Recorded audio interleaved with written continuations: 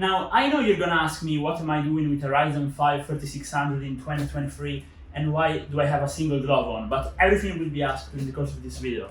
So let's get started. Basically, if you wanna build a 500 euros gaming PC, brand new, there's really not much you can do out there. Now, I always suggest to mix in a few used components here and there, but if you wanna buy readily available components without going in the used market and picking them up in person, one of the few ways to do that is to go on AliExpress and get a 3rd gen Ryzen. You can actually get a 5500 as well. They are pretty much the same CPU as the 3600. There are just a few architectural changes, but neither of them supports PCI Express Gen 4 and they have many similarities. So that's what you should do.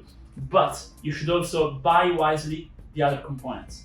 So let's go over what we picked for today's build, and then we're gonna build it and we're gonna show you what to do to turn the 3600 into an actually good gaming CPU, because out of the box this thing sucks, okay? And this is why it has a very bad name. It also runs on a high voltage, but with a few tweaks in the BIOS, with the right memory, with the right cooler, and pairing it with the right GPU, you can actually get this thing to run quite well. So Ryzen 5 3600 or 5500, you're gonna need a B450. You can actually get a B350, but they kind of have old technologies and in general much weaker VRMs. What we have here is an ASRock motherboard, B450 Pro RS, and now this is actually quite good. It has 4 DIMM slots, it has good VRM heatsinks, and I paid just 60 bucks for it. You can get these brand new as well, still from AliExpress, different brands, but I would recommend getting a reputable brand, either on Amazon secondhand or maybe on eBay. You can get these for cheap. Then, if you're going with this combo, you don't want to get a too expensive GPU, okay? Because the whole thing about today is that there's going to be zero bottleneck if you choose the right GPU. So I would not go higher than a 3060 with this CPU, unless you are doing something a bit weird like playing at 1440p but lower refresh rate. I think for 1080p all the way up to 165 Hz pretty much, this combo is going to be the best. So this is going to be able to run the new Starfield as well at 60 FPS incredibly well. But basically, I recommend a 3060. Now, I bought this one brand new, never been used before, for 200 bucks, but you can get a slightly used one for like 180, something like that online.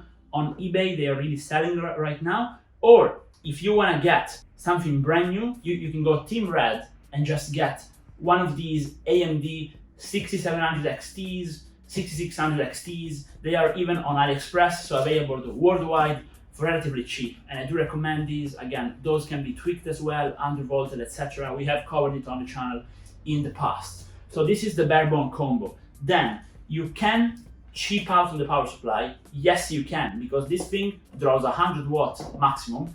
This thing draws like 150, and it's like 100 total power draw. So it's gonna be like 350 for the whole system. So you don't need this. This is overkill. However, I got this on a very good deal. It's brand new, so I got it.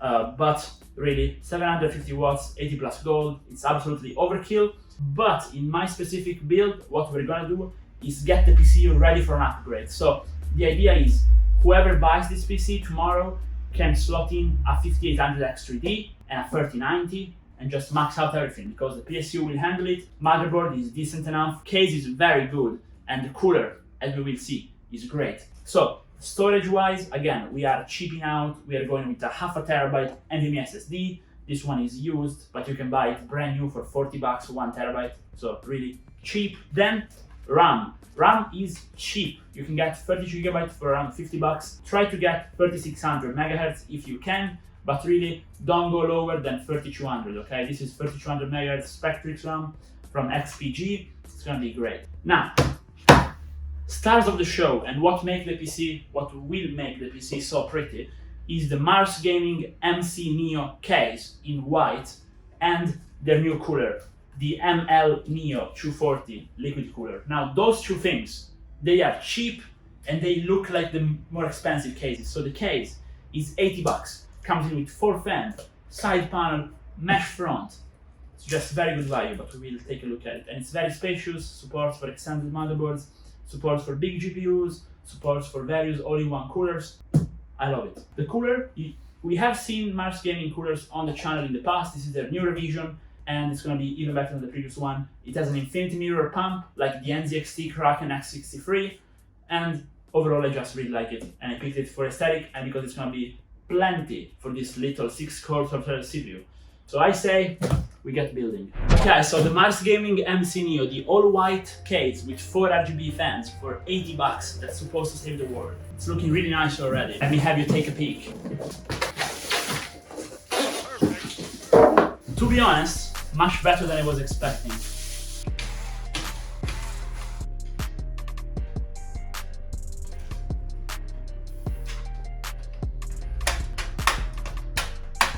Now the case supports vertical mount as well, so I think we might just vertical mount the 3060 right there. Now as you can see, my motherboard is not your normal motherboard, it's very wide, right? So it's good that the case supports for it. Again, this case supports for extended ATX, eATX motherboards as well.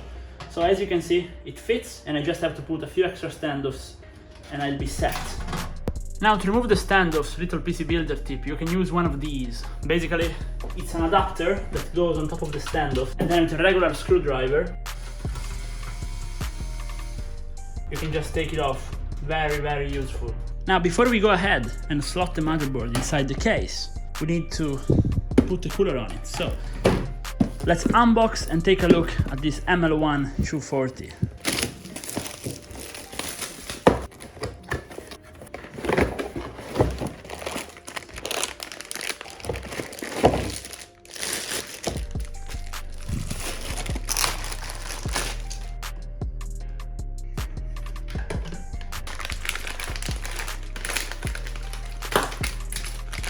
Okay, so this is actually pretty unique because since the fans have this very small design, we can just use regular screws. So Mars Gaming made their own screws. Pretty interesting. It's the first time I see it in an all-in-one.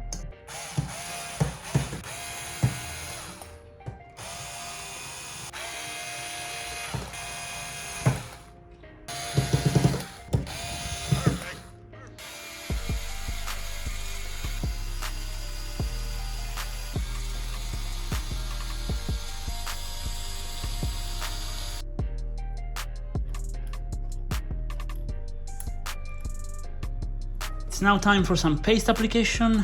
Right there, we're going easy this time with just a dot in the middle. I think it's gonna be plenty for this Ryzen. And we can now finally slot the actual cooler in. This one has a clip mechanism, but nothing that scares us really. So we just lock it from one side, lock it from the other, and then tighten it down. And just like that, we can now finally go ahead and put everything into the case. So first of all, we slot the motherboard in very gently. Again, try not to scratch it because you can damage it. Very easy point of failure for motherboards. And then we're gonna mount this guy up here like this.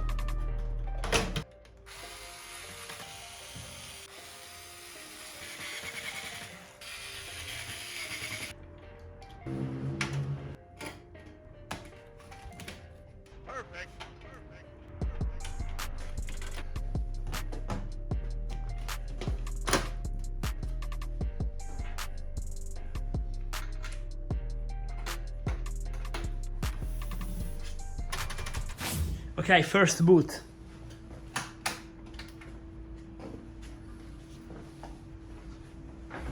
Well, the LED is turned on, that's a good thing. Let's see if everything works. Okay, I can hear the pump spinning, and I think we have, wait, come on. There we go. It's working fine. Time to test it. So guys, the PC is absolutely looking stunning and we are running all the Windows install, etc. However, the fans are going to 100%. And that's because we forgot to peel off the actual all-in-one cooler. So now we'll dismount it and peel it off.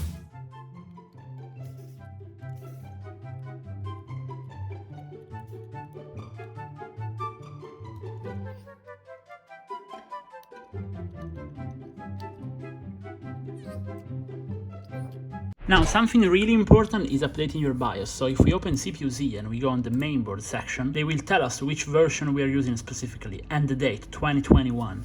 Now, if we Google our motherboard and we go on the official website, we can see that it's actually 2023 right here, June the 29th. So this is what we're going to be using. It's the beta BIOS, but it's actually pretty stable.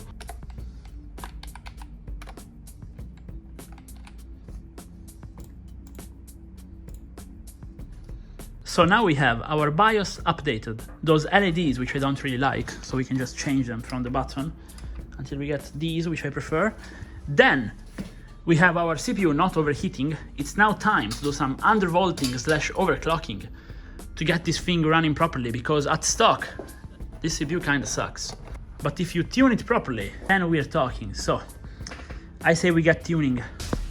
Okay, so we're in the BIOS. There are a few things we're gonna do.